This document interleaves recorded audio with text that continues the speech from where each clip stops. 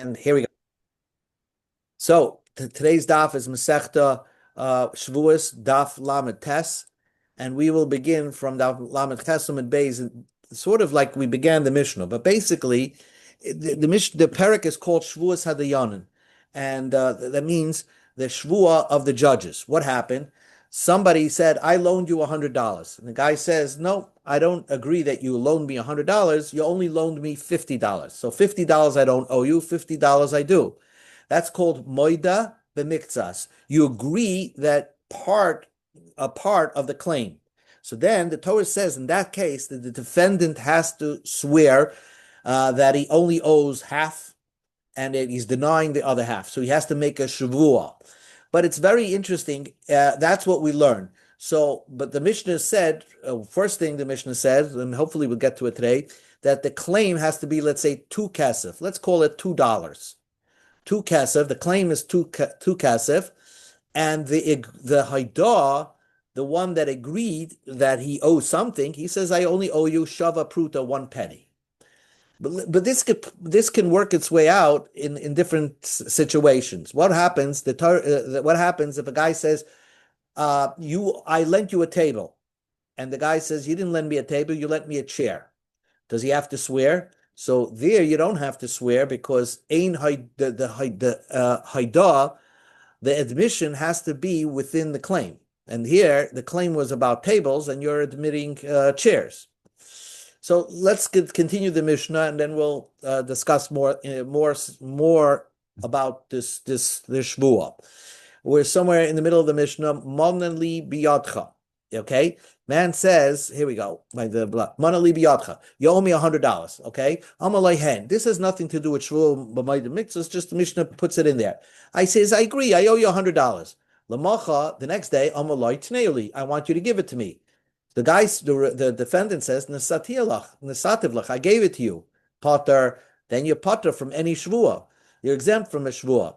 Because you didn't admit anything.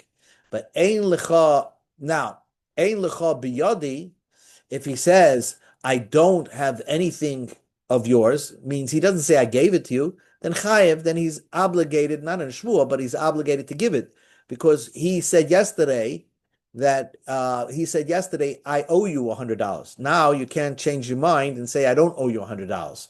So if there were witnesses that heard him say that you owe $100, he can't change his mind. But he could say I gave it to you, because who says he's not? Who says he's lying? Now, monali biyadcha. If a guy says you owe me $100, monali, that means 100 of my dollars biyadcha is in your hands. Amalar, he says hand. I agree to that. So the claimant says, then when you return it, only give it back to me when there are witnesses that see you actually return it to me. Lamacha, the next day, you can see what happens. Give me back my money. So the guy says, Nesativ lach, I gave it to you, but there was no witnesses. Chayev, then he has to re-give it. He has to re-give it again. Because he had this deal that he was going to return the money only in front of witnesses. Now we get back to Moed b'mitzvahs. Litra zahav yeshli biyadcha. I have a liter of gold in you have a liter of gold in my possession, that belongs to me in your possession. The guy says, Ein lecha biyadi el litra kesef. You only have with me, deposited by me, only a liter of silver, not gold. So Potter, there is no shvuas moida b'miktzas, because you're not admitting to the claimant's claim. But what happens? You said dinar zav yeshli biyadcha. I have a gold dollar, right? One gold dinar that you owe me. And the guy says, Ein lecha biyadi ela dinar kesef. I have a silver dollar, traces, pundis, pruta, all different types of coin currencies. So then chayev. That's called chayev. Chakol min matbeya achas, because that's part of the claim. The claim was you owe me a currency, a gold currency, and the guy says, no, I owe you a silver currency. But still, it's nonetheless a currency, so you chayev a shvuah moida b'miktzas. What happens? The guy says, kur tvu li biyadcha, a kur of let's call it wheat in your hands. And the guy says, I only have beans of yours. So potter, then you potter from swearing. But the guy, if the claim says kur peiris li biyadcha, you owe me a kur is a measurement of fruits. And then the guy says, "In ein licha biyadi alesach kitnius, you only have beans, not fruits. Chayiv, he's chayiv a shvua moed b'miktzas. Shahakitnis b'chlal peris. Beans are included in the description fruit. When you ask for fruit, you're actually claiming even beans. The beans could be in the Mishnayos a type of fruit, like what would you say? Like a tomato is defined as a fruit, even though we view it as a vegetable. What about tonichitim? Your claim was only on wheat, and you agreed that you owe him barley, potter. You're potter from the shua moed b'mitzvahs. Rabbi Gamliel chayav, and remember this. Rabbi Gamliel says there's no such a thing. If you agree to something, even if it's not the same thing that the claimant is claiming, Rabbi Gamliel says you're still obligated in the shavua.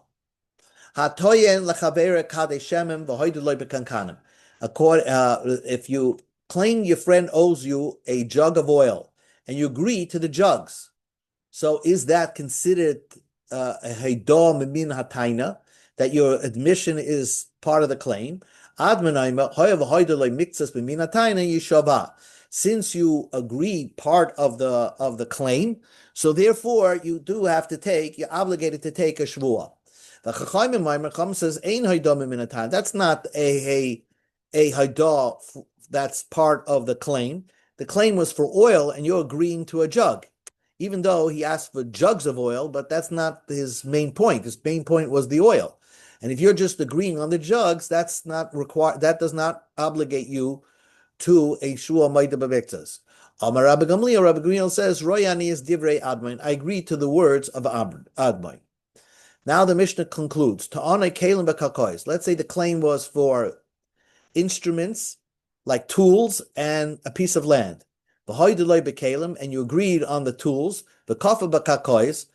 You denied the land. You agreed on the land. And you denied the kalim, the tools. Potter, because it's potter, because that the haidah is not mimin hataina, because the karka, and you don't swear, by the way, on a claim of land. So hoide b'mitzvahs kakois, if you agree to part of the karka, potter, again, you're exempt from a shvuas moed b'mitzvahs, because there's no such a thing of a shvua on karka. Ein nishboin al karkois.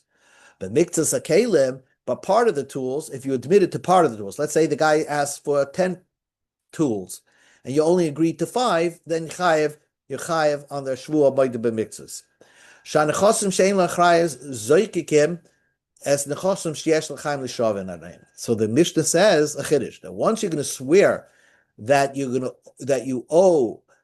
don't owe any of the tools, the extra tools, you owe 5 tools but not 10 pieces of tools. So then you could have the obligation could extend. Once you're already starting to swear, you could swear that I don't owe you any land as well.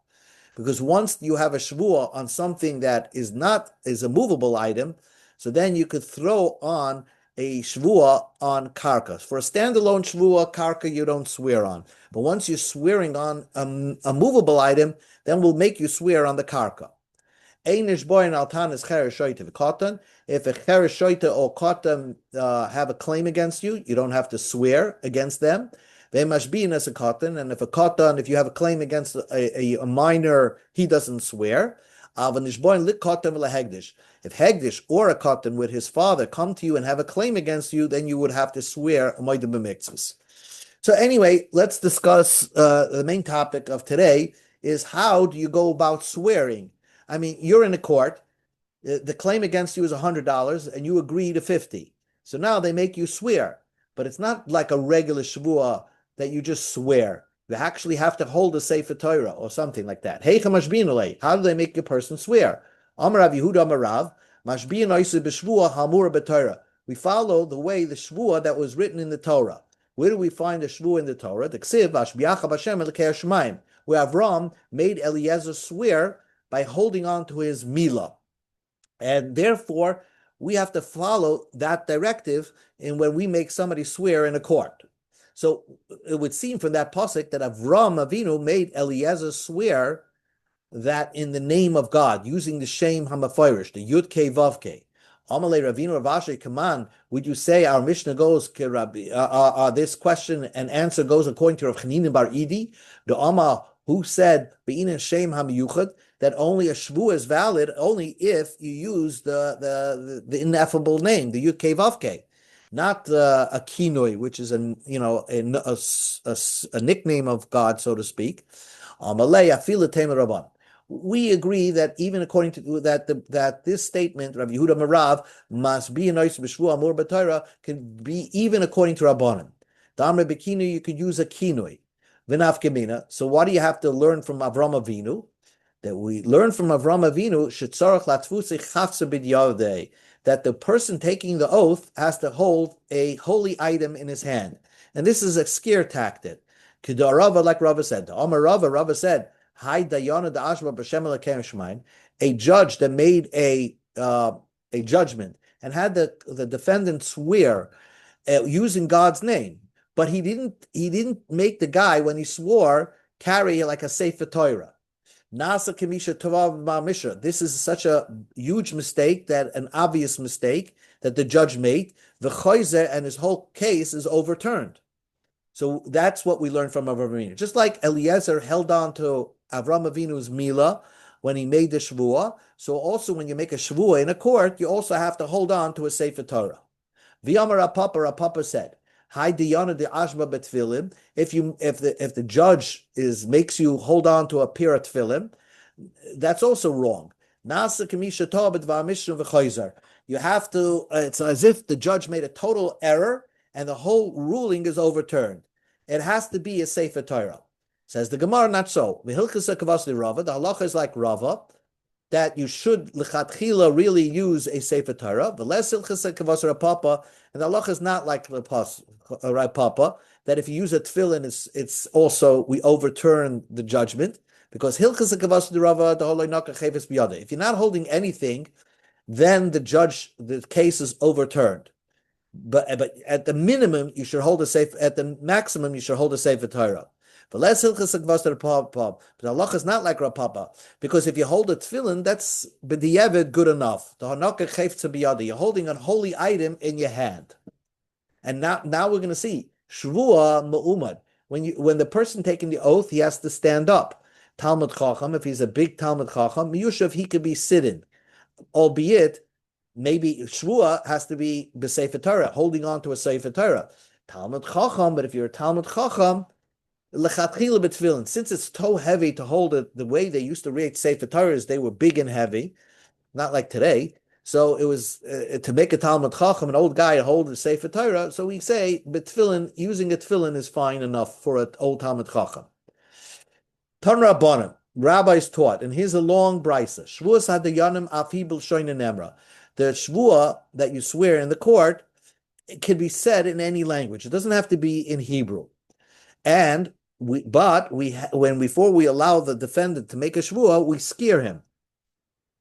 We tell him, Heavy Yadeya, you should know, Shekola Oilam Kulay Nizdazeya B'Shosh Amar Kodesh Baruch Hu B'Sinai L'Shim Hashem L'Shem L'Kach L'Sham.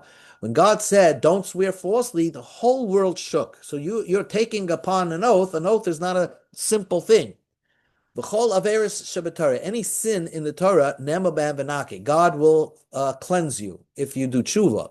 V'kan nemar, by shvuah, it says lo yanaki, you'll never get cleansed. If you violate and swear falsely, there's no cleaning, there's no cleansing of the sin on your soul. And then we tell him, v'chol averis shebetorah nefroim mimenu, every aver in the Torah, you get punished for it. V'kan, and here, mimenu mishpachti, not only you're going to get punished, but your whole family is going to get punished. Shenema, al titin espicha lachti es besarecha. Don't let your mouth sin to cause something to happen to your flesh. What is your flesh? Ve'in besore elekroiva. Your close relatives are your flesh. Nema b'sar chaloi sisalen. So we see from that drasha that a person who swears falsely brings about a punishment not only for himself but his family as well. Every aver in the Torah, they pay him back. The Khan, But this Torah, this Avera, Mimenu Mikol Olam Kuloi, it extends that they punish the entire world, the entire Jewish world gets punished because you're swearing falsely. Shenema, Allah v'chechachesh. Okay, we're going to skip this word. Uksiv, and the pasuk does say, Akai teval haaretz v'umlam kol yoshvei ba. That means that the whole world will become avelis because of you swearing falsely. The chol avera shebetara. So all avera shebetara. Again, we're trying to tell the guy, wait a second, before you swear, you got to know all these things that could potentially happen to you and your family if you swear falsely. The chol avera shebetara, any avera in the Torah, im yesh zchus, if he has a merit, Torah loy shnayim v'shloshim doros. Then, if you have a merit, somehow they don't punish you for 2 or 3 generations. The Khan, by swearing falsely, nifroim v'menul alter, you get punished right away. There's no waiting time to do tshuva. Shnema, haitisiu nu ma'ashem tzvokos v'ol beis aganav ve'el beis hanishba b'shmi l'sheka v'lona b'sech beisa v'chilaltoi v's'etza v's'avona. And that parsec tells you there is no, you get punished right away. We take a person who swears falsely right away. This refers to somebody who fools people. He has no money claim really against somebody else. He makes up a lawsuit, a false lawsuit, false claim. He causes other people to swear. So he is the cause of people to swear, perhaps falsely. All these people, the pasuk describes, anybody who swears falsely, kimashmoi. And then the pasuk ends off, it comes and destroys his stones, his wood and his stones. From here you learn, things that cannot be destroyed through water or fire. But if you swear falsely, somehow it has a superpower and it will cause destruction. So basically, we told him all these little things that you should know. This avera of swearing falsely is huge. So if the person says Eini nishba, I don't want to swear, we stop the case right away. We make him pay. We don't want him to change his mind. Says, oh, you know what? I'll swear. We say, okay, no, pay. But if he does say, I want to swear, those that are around the case say, remove yourself from the tent of these Rishoim. Everybody in the court backs away from the guy that's about to take the oath. And when they make him take an oath, we tell him, not according to your understanding of language are we making you swear, on the way God understands language, so to speak, and what the court understands. Because a person could say, in my language, this statement means something else. So we're not going to let him fool us into saying, I swore emes, I swore truthfully in the way I understand it. No, you're always swearing the way God and the public would understand what you're saying. We find Moshe Rabbeinu, Kishizbiyas Yisrael, when Moshe made the Jewish people take an oath that they were going to keep the Torah. Amalahem Moshe Rabbeinu said, not what your understanding of language are making you take an oath. According to the way I understand, God understands language and the way I understand it. Shnema v'loy itchem levadchem. Now, loy itchem levadchem is not your understanding that you're taking this oath. That's what Moshe Rabbeinu said. You're taking the oath according to God, the way God would understand the language of the oath. And then the Gemara darshans ki asher yeshnu poi einli elo oisim moim demal Sinai. We only know that people who stood at Har Sinai, they took an oath. How do I know that I, living here in 2025, took an oath also, and Gerim? Moshe clearly said that the oath is even to people who are not yet born or not yet present. And maybe maybe the oath that we took for Kabbalah Torah was only for Torah that was at that time. How do I know it took an oath regarding new mitzvahs that are going to come later on? For example, the mitzvah of reading the Megillah. How do I know I took an oath for that? Talmud Loimer, because in the Megillah it says Kimu v'kiblu, that the Jewish people accepted what they started to Mekayim, to keep what they accepted. Kimu, they started to keep Mashakiblu Kvar, what they originally accepted, that the Jewish people on Har Sinai said that we're going to accept not only the mitzvahs of Har Sinai, but any mitzvah that the Chachamim are going to invent, we're going to accept that as well. Now, that so ends the whole brisa, and now we're going to discuss all the different pieces that we learned in the brisa. So, mahi af hi b'lshoina nemra. What does it mean that the shvua can be in any language? Kitznan, like we learned in the Mishnah. Elu nemram b'chol lashon. The following can be read in any language. Parsha Soita, Videmaisa, Kriya Shema can be read in English. Utfil and prayer can be said also in English. Ubirkas Hamazon, benching. Ushuas Eid, Shvuas Makadam. The Kabanami, Shvuas Hadayonin, the court's shvua, Afhi b'lshoina nema can be said in any language. Alma Ma, we learned above. We tell the man who's about to take an oath, Heavy Adeya, you should know, Shekol Oilam Kulin is Dazeya B'Shosham HaKadosh Baruch Hu L'Shisha Hashem Hashem L'Kecha Sham. There was like an earthquake when God said, don't swear falsely. My Tama, why was there an earthquake, particularly, why did the world shake, particularly by that mitzvah, Loisisa? If it's because it's one of the 10 commandments, so as a dibros nami yisyav, all the 10 commandments were given on Har Sinai. So why did the world shake by Loisisa? Because it's a very severe avera. Is Loisisa, swearing falsely, the most severest avera? The light averas are essay and loisases. Those are light averas. Chutz miloisisa. Loisisa is a severe mitzvah. Chamuras, it's like a severe one. Zukrisis umisas bezin v'loisisa iman. Loisisa is like doing znus, but it's not the most severest avera. So again, the Gemara wants to know, why did the world shake when God pronounced loisisa shem alakecha lashav? Elis is the Gemara Tani Tama. Because, like we have the other reasons in the brisa, the chol averos, any avera, should the nema behem v'nake. The Torah says you can do tshuva with. The kan le'nema v'le'nake. And here the Torah says you can't do tshuva. Says the Gemara, the chol averos should le'nema behem le'nake. It doesn't say God, you can't. God will never cleanse you from other averos. Well, but the pasuk says, Venake, you can get cleansed. Lo Yanake, and you're not going to get cleansed. By every Avera, there's a part that you're never going to get clean from. Answers the Gemara, we need it like that Nake, Lo Yanake, we need to teach you what it should be interpreted the way Rabbi Lazar interpreted it. The Tanya we learned in the Brisa, Rabbi Lazar Oimev, Yav Shaloim Venake, Shkvar Nema Lo Yanake, Yav Shaloim Lo Yanake, Shkvar Nema Venake. Hoketzad.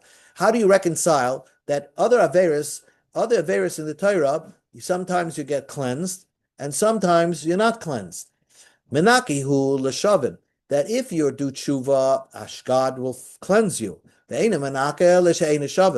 you don't do tshuva, you're not going to get cleansed. But a shvua shav, you're never going to get cleansed, even if you do tshuva. You're going to always have to pay for that. Kol aver shebetorah. Now the Brisa says, Kol aver shebetorah, any aver in the Torah, nifroi memen, you get punished from it. The kam, and this vera of swearing falsely, mimenu umimishpachtoi, from you and your family, they all get punished from that. The Kol aver shebetorah mimishpachtoi, loy, does any aver in the Torah from his family, you don't get punished? V'ksiv, the pasuk says, the Torah says that if you bring your kids to the Molech, God will punish you and your family. The Tanya we learned in a Brisa, Amar Rab Shimon says, if this Avera if you did an avera of bringing your kids to the avodah zarah of Molech, what is your family at fault? Loy melecha, to teach you. Ein lecha mishpata. There's no family. Sheyesh ba moiches, that has a tax collector. She'ein kula machzin. Everybody's a tax collector. Sheyesh ba lustim, if they're from the mafia. She'ein kula lustim. They're all from the mafia. They should mechapen all of. They're all protecting each other. What the Gemara is trying to say is, what is Shavuos Shav so severe that they punish not only you but your family? Every mitzvah, every avera that you do, the Torah says, God says, I'm going to focus on punishing you and your family. Answers the Gemara, Hasam, in every other mitzvah, bedin achrina, your family will get punished, albeit a lighter punishment than you got. Hacha, by Shavuos Shav, bedin day, you're going to get punished the same way that you got punished. Kiditanya, like the Rabbi said, Vichrati Aisi, God said, I'm going to cut him. Ma'tamad loima, what does the pasuk say? I'm going to cut him, give him chorus. So the Torah says that I'm going to punish his family. I would think that the entire family will die young. Tamad loima oisa he kares. Only the one that is the avera dies young. V'loi kol hamishpacha kulai b'hi kares, but not the whole family will die young. That's only by what? By what avera? By every avera. By Shavuos Shav, the same punishment that you're going to get, your family is going to get. V'chol avera shebetar nefram imenu v'kam imenu v'chol ha'olam kulai. Next, 2 lines from the bottom. We'll stop in 2 minutes. V'chol avera shebetar mikol ha'olam loi. You said that every avera in the Torah, they punish not only you, but the rest of the Jewish world. Wait a second. That your brother will get punished because of your averas. Any avera that you do. Everybody gets punished for the sins of his brother. Malami teaches you, Shekol Yisrael Arevim Zelazeh. Everybody's responsible for each other. So again, why is Shavuos Shav causing punishment to the rest of Klal Yisrael when every avera causes a punishment to the rest of Klal Yisrael? Okay, well, just a few lines from the top. Hasam sheyesh bi'adam limchos v'lei michu. There, it's talking about you had the way to, in other averas, if you could prevent the avera, then you get punished. You're responsible. Here, by Shavuos Shav, even if you had no ability to stop the guy from making a Shavuos Shav, you're still going to get punished for him. Ma'ika bein Rishon de Mishpachta Rishon de Alma, bein Tzadikim de Mishpachta and Tzadikim de Alma. So we actually on the final question, what's the difference between a Rosh in your family and a regular Rasha, and a Tzadikim of your family and a regular Tzadik? Answer the Gemara. Who b'shar averis, in every averis b'dinei, you get punished. U'rishaim b'dim mishracha b'din chomer. But the Rishaim of your family that protected you so you can do the big avera will get a punishment, but a severe punishment, but not the same punishment that you get. So, for example, a person is mizana, so he gets punished. His family will also get punished severely, but not what he's going to get. Usham de alma b'din akal, and Russia on the entire world will get punished in a lighter way. Tzaddik dahacha v'hacha patire, but a tzaddik will not get punished because somebody did an avera. By Shavua, who Risham de Mishpachat Kedine. Not only he gets punished severely, but the same punishment that he gets, his whole family gets. Usham da alma b'din chomer, and the Rishoyim of the rest of the world will also get severely punished, albeit not the same punishment that you and your family got. But tzadiki dahacha v'hacha b'din hakal, and a tzaddik over here or of your family or the rest of the world, b'din hakal will get the lighter punishment. Nevertheless, so we see from here that the Shavua, a person taking a Shavua in a little court, not only affects his family, who's going to get the same punishment, but he affects the entire world who had nothing to do with him swearing falsely.